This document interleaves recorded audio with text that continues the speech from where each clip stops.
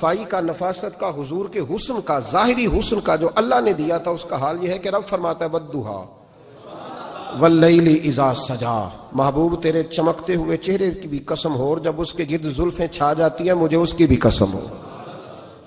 اور حضرت عبداللہ بن رواحہ نبی پاک کے صحابی ہیں، وہ فرماتے ہیں کہ حضور کوئی معجزہ نہ دکھاتے، نہ چاند توڑتے، نہ ڈوبا سورج موڑتے، نہ درختوں سے کلمہ پڑھواتے، کوئی معجزہ نہ دکھاتے، پھر بھی نبی پاک کا چہرہ اتنا خوبصورت تھا کہ لوگوں نے دیکھتے جانا تھا اور کلمہ پڑھتے جانا تھا۔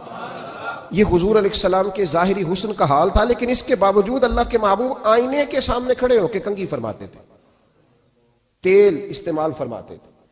اللہ کے محبوب علیہ السلام اپنے بالوں کے درمیان سے مانگ نکالتے تھے، آدھے بال ایک طرف ہوتے تھے، آدھے ایک طرف ہوتے تھے، اور صحابہ فرماتے ہیں کئی دفعہ حضور امامہ اتارتے تو ان بالوں کے بیچ جو خوشبو لگی ہوتی اس کا رنگ بھی ہم دیکھا کرتے۔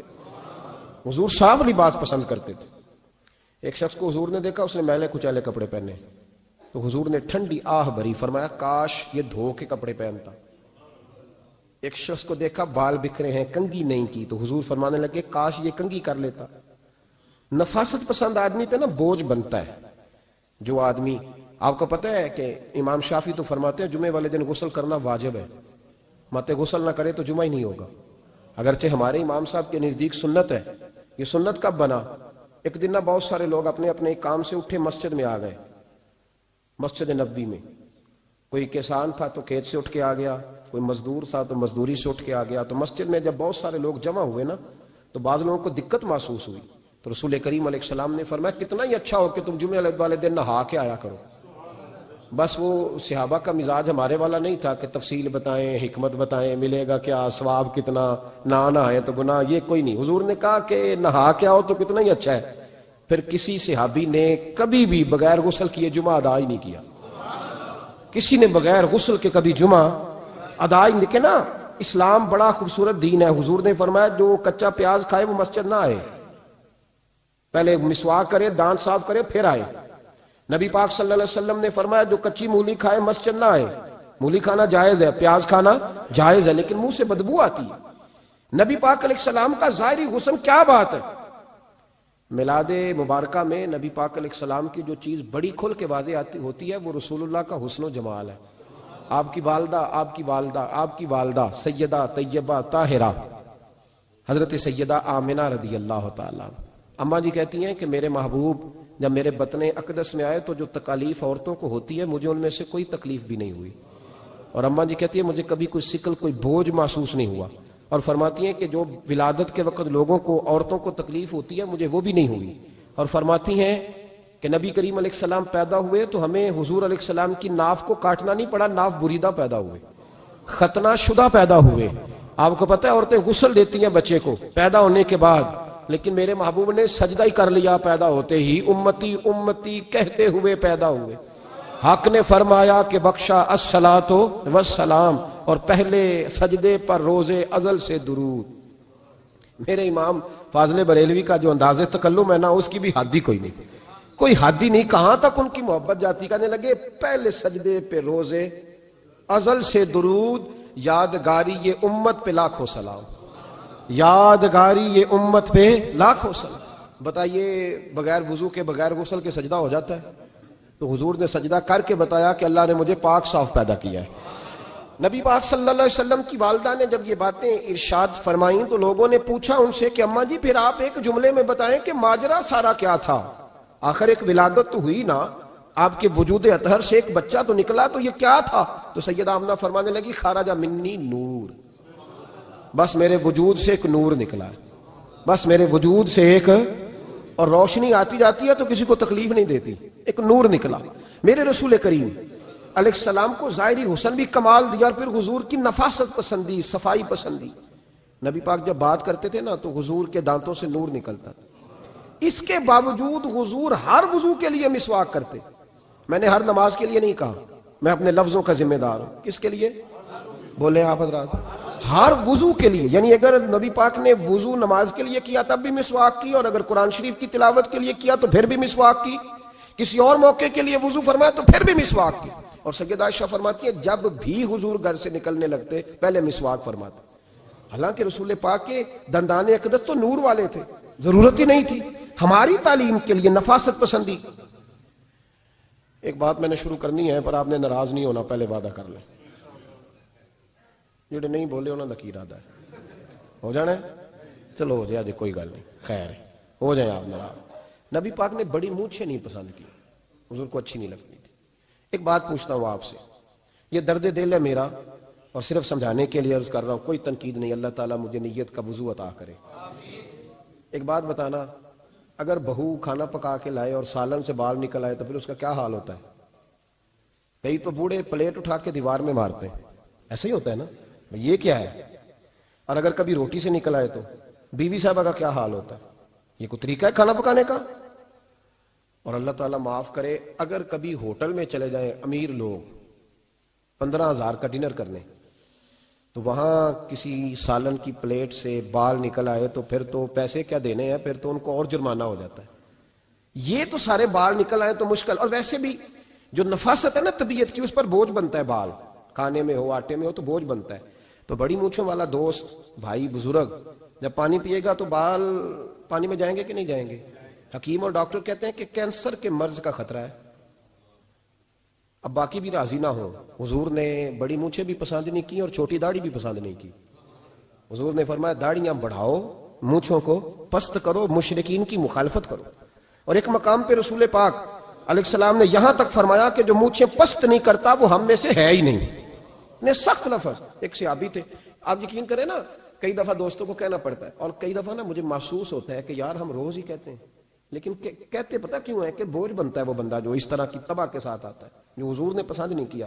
ایک شخص نبی پاک کے سامنے آیا، قاضی عبدالدائم دائم صاحب نے لکھا ہے، بڑی خوبصورت بات لکھی ہے. کہنے لگے حضور کے سامنے وہ اکثر آیا کرتا تھا تو مونچھیں بڑی تھی، حالانکہ داڑھی بھی بڑی تھی، مونچھیں بھی بڑی تھی. 2-4 دفعہ حضور نے باتوں میں تات اللفظ سمجھایا. کچھ بندے نہیں سمجھتے، تات اللفظ سمجھاؤ یا بڑا کھول کے سمجھاؤ پر بات سمجھنے کو تیار نہیں ہوتے. پتہ نہیں کیا ایسا حسن ہے بھئی، جو حسن نبی پاک نے پسند نہیں کیا وہ کبھی حسن ہو سکتا ہے، کبھی خوبصورتی ہو سکتی ہے. وہ کسی کا ذاتی کلچر تو ہو سکتا ہے پر دین کی تہذیب نہیں. نبی کریم علیہ السلام نے کئی دفعہ سمجھایا تو ان کی سمجھ میں بات نہ آئی. ایک دن وہ بیٹھے ہوئے تو حضور نے ایک صحابی سے فرمایا کینچی لاؤ. کہنے لگے میں سمجھ گیا کہ میرے ساتھ کچھ ہونے لگا ہے. ساتھ ہی حضور نے فرمایا ایک مسواک بھی لانا. کہنے لگے میں نے کہا بچت ہو گئی، میرے تو دانت صاف ہے. تو یہ شاید اس کی بات ہونے لگی ہے جس کے دانت بھی ٹھیک نہیں. دونوں چیزیں جب آ گئی نا تو حضور اٹھے اور نبی پاک نے مسواک ان کے ہونٹوں پہ رکھی. اسی سے آبی ہونٹوں کے اوپر مسواک رکھ کے تو اوپر سے حضور نے مونچھیں کاٹ دی.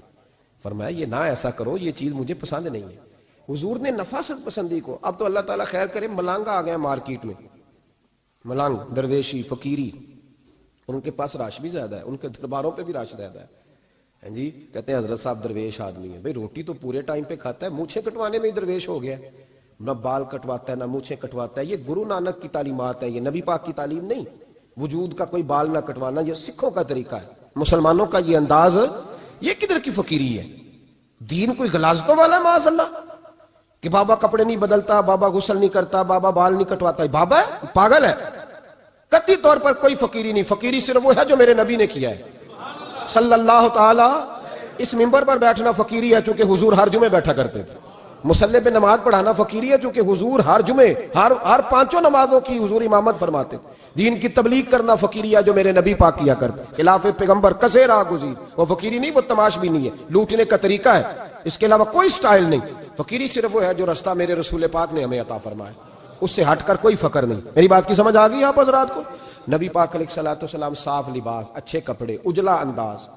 اچھا، جو بات جہاں میں لے کے جانا چاہ رہا ہوں اس کو سمجھیں. ایک آدمی ظاہری طور پر بڑا خوبصورت ہو پر کپڑے میلے کچیلے پہنے، وہ بھی بندہ اچھا نہیں لگتا. ظاہری بھی حسن ہو، کپڑے بھی اس کے صاف ہوں، لیکن بولے سخت، باتیں ترش کرے، تلخ جملے بولے تو اس کی بھی ساری پرسنالٹی ڈیمیج ہو جاتی، ختم. بڑا اچھا آدمی تھا، بڑا نورانی چہرہ تھا، بڑی خوبصورتی تھی، بڑا صاف ستھرا تھا، بڑا پاکیزہ تھا، کپڑے بھی بڑے خوشبو والے پہنے ہوئے تھے، بڑے صاف ستھرے لباس میں ملبوس تھا. لیکن جب اس نے بات شروع کی اور بزرگ تھا، سفید داڑھی تھی، معاذ اللہ تعالیٰ کسی بچے کو گالی دے دی، اچھا لگتا ہے؟ مجھے بتائیں اس کے پاس بیٹھنے کو دل چاہتا ہے؟ اس کی ساری پرسنالٹی جو ہوتی ہے وہ خراب ہو جاتی ہے. شخصیت کا جو ایک بھرم ہوتا ہے وہ ٹوٹ جاتا ہے. ایک روایت میری نظر سے گزری اور کیا ہی انداز ہے، امام زرقانی نے لکھی. ایک صحابی ہیں حضرت ابو قرصافہ رضی اللہ تعالیٰ عنہ، حضرت ابو کرصافہ رضی اللہ تعالیٰ عنہ فرماتے ہیں میں چھوٹا تھا، میری اماں اور میری خالہ مجھے ساتھ لے گئیں. میں نے کہا کہاں جانا ہے؟ کہنے لگے آؤ نبی پاک کا کلمہ پڑھنے جانا ہے. پڑھیے درود شریف صلی اللہ سارے پڑھیے، پھر پڑھیے ایک دفعہ صلی اللہ تعالیٰ علیہ. حضور کا ذکر ہو تو فوراً درود پڑھنا چاہیے. نبی کریم علیہ السلام کی بارگاہ میں نا میری خالہ اور میری اماں دونوں مجھے ساتھ لے گئیں کلمہ پڑھنے. کہتے ہیں جب ہم حضور کی بارگاہ میں پہنچے، کلمہ پڑھا، واپس آئے تو میری اماں اور میری خالہ آپس میں بات کرنے لگیں. میری خالہ کہنے لگی تو نے دیکھا ہے ان کا بولنا کتنا مزیدار تھا. میری خالہ کہنے لگی تو نے تو وہ دیکھا لیکن وہ جو غلام آیا تھا اس کے ساتھ ان کا رویہ کتنا پیارا تھا. تو نے دیکھا جب وہ کھانا کھا رہے تھے تو پہلا خیال انہوں نے ہمارا کیا. بار بار وہ ان کا ذکر کرتی، کہتے آپس میں حضور کی شانیں بیان کرتی، میری اماں بھی میری خالہ بھی. بالآخر بات لمبی ہو گئی تو میری اماں بولی، کہنے لگی بس کر، ہم کتنی عظمتیں بیان کریں گے، مجھے تو 3 باتیں سمجھ میں آئی ہیں. کتنی؟ 3 باتیں مجھے سمجھ میں آئی ہیں. کہا وہ کیا؟ تو کہنے لگی ما رأینا مثل ھذا الرجل احسن وجھا ولا القى ثوبا ولا البنا کلاما. کہنے لگی مجھے تو 3 باتیں سمجھ میں آئی ہیں کہ نہ اتنا خوبصورت چہرے والا کوئی شخص دیکھا ہے، اور نہ اتنے صاف کپڑوں والا کو دیکھا ہے، اور نہ ہی اتنی میٹھی بولی بولنے والا کوئی دیکھا ہے. تینوں باتوں کی کمال ہے. ظاہری حسن بھی کمال، کپڑوں کی صفائی بھی کمال، اور رسول پاک کا بولنا بھی کمال، لب و لہجے میں مٹھاس بھی خوبصورتی والی. یہ اصل حسن ہے کہ ظاہراً بھی انسان بڑا منزہ ہو، باطناً بھی بڑا صاف ستھرا ہو. میرے رسول پاک علیہ السلام کا طریقہ مبارکہ پتہ کیا تھا؟ حضور صلی اللہ تعالیٰ علیہ وآلہ وسلم جب مسجد میں نماز پڑھ لیتے تو حضرت جعفر رضی اللہ تعالیٰ عنہ فرماتے، بخاری کی حدیث ہے، فرماتے ہیں میں مدینہ شریف میں آیا تو حضور نماز پڑھ لیتے تو صحابہ نبی پاک کے پاس آتے اور حضور کا دست مبارک پکڑ کے پہلے چومتے پھر چہروں پہ ملتے.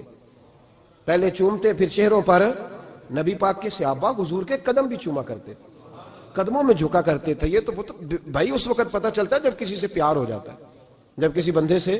میں اکثر مثال دیا کرتا ہوں اکثر کہ کسی کا بچہ پیشاب کرے تو کہہ آتی ہے، الٹی آتی ہے، لیکن اپنا بچہ بالوں میں بھی کر دیتا ہے. پھر کوئی کہہ نہیں آتی چونکہ اپنا ہے نا، پیار ہو گیا نا. اب وہ کیفیت جب کسی سے محبت ہو جاتی ہے نا تو کچھ چیزیں صرف سمجھنے کی نہیں، کچھ چیزیں ایسی ہوتی ہیں جو محسوس کرنے والی ہوتی. اس نے کہا تھا عشق ایک ڈھونگ ہے.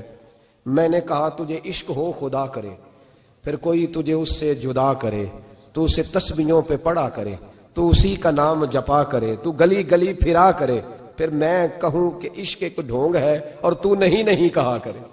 پھر میں کہوں کہ عشق ایک ڈھونگ ہے اور تو.